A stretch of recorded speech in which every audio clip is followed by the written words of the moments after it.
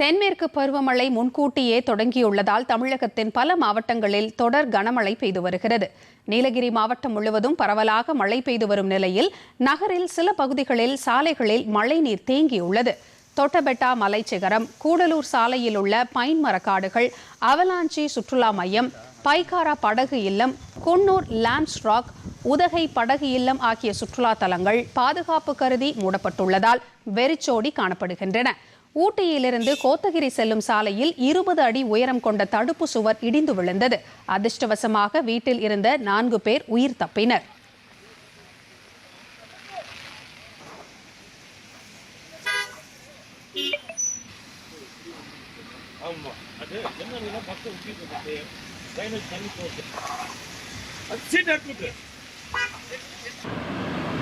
தொடர்ச்சியாக மழை பெய்து வருவதால் மேட்டுப்பாளையம் அருகே உள்ள பில்லூர் அணை முழு கொள்ளளவை எட்டியுள்ளது.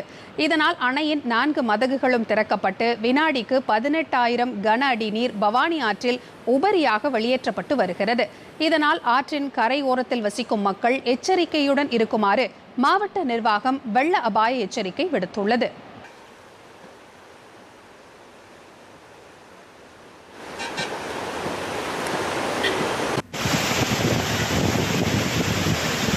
நெல்லை மாவட்டம் மேற்கு தொடர்ச்சி மலைப்பகுதிகளில் பரவலாக மழை பெய்து வருகிறது.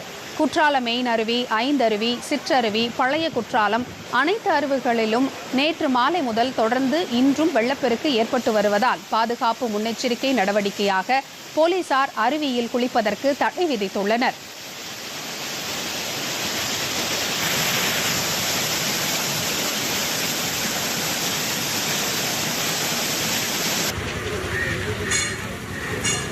குமரிக்கடல் பகுதிகளில் வரும் 29ஆம் தேதி வரை மணிக்கு 35 கிலோமீட்டர் முதல் 45 கிலோமீட்டர் வேகத்தில் சூறாவளி காற்று வீசக்கூடும் என வானிலை ஆய்வு மையம் எச்சரிக்கை விடுத்ததன் எதிரொலியாக மீனவர்கள் தங்கள் படகுகளை கரையில் பாதுகாப்பாக நிறுத்தியுள்ளனர்.